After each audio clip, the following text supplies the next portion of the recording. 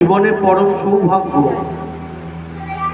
যার বাড়িতে ভাগবত পাঠ হয়, যে ভাগবত পাঠ শ্রবণ করে।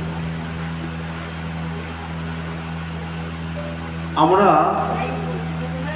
অন্য কারোর বাড়িতে এমনি সময় যাই বা না যাই, যার বাড়িতে ভাগবত পাঠ হবে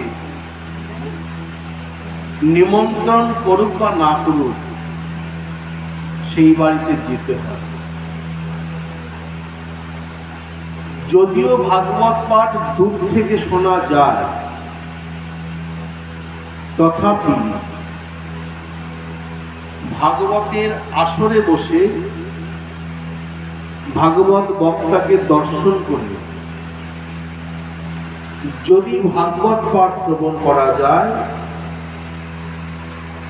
তার জীবনে অনেক অনেক কল্যাণ, অনেক মঙ্গল। এক তো সাধুকে দর্শন করলে কি হয়? দর্শনে পবিত্র করো এই তোমার। গঙ্গার পরশে হইলে পশ্চাতে পাবো, দর্শনে পবিত্র করো এই তোমার গুণ। আমরা গঙ্গাকে ছোবো, তারপর পবিত্র হব। আর সাধুগুরু বৈষ্ণবকে দর্শন মাত্র সে পবিত্র হয়ে যায়। সেই জন্য যদি জীবনের মঙ্গল চাও, যদি জীবনে সুখ শান্তি আনন্দকে লাভ করতে চাও, তাহলে অবশ্যই ভাগবতের আসরে গিয়ে ভাগবত পাঠ শুনতে হবে। বাড়িতে কারোর বাড়িতে এমনি সময় যাও বা না যাও, কিন্তু যদি কারোর বাড়িতে হরি কথা হয়, হরি নাম হয়, সাধুগুরু বৈষ্ণবের আগমন হয়,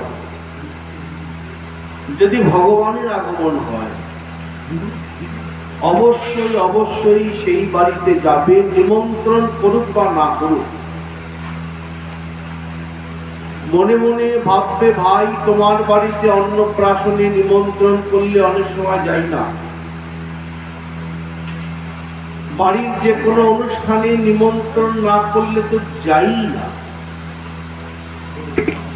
কিন্তু যখনই ভগবানের প্রসাদ এক কণা হলো নেওয়ার জন্য, যখনই সাধুগুরু বৈষ্ণবের আগমন, তাদের দর্শনের জন্য, যখনই হরিনাম হবে,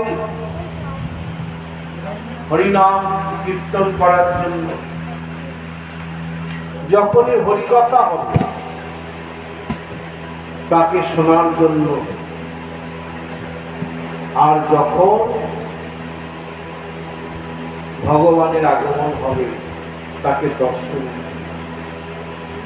যার ঘরে হোক, বরং শত্রুও যদি হয় তার ঘরে যাওয়া যায়, যদি তার ঘরে ভাগবত পাঠ হয়, ভগবানের আগমন হয়। আমরা সংসারী মানুষ বড়ই দুঃখী।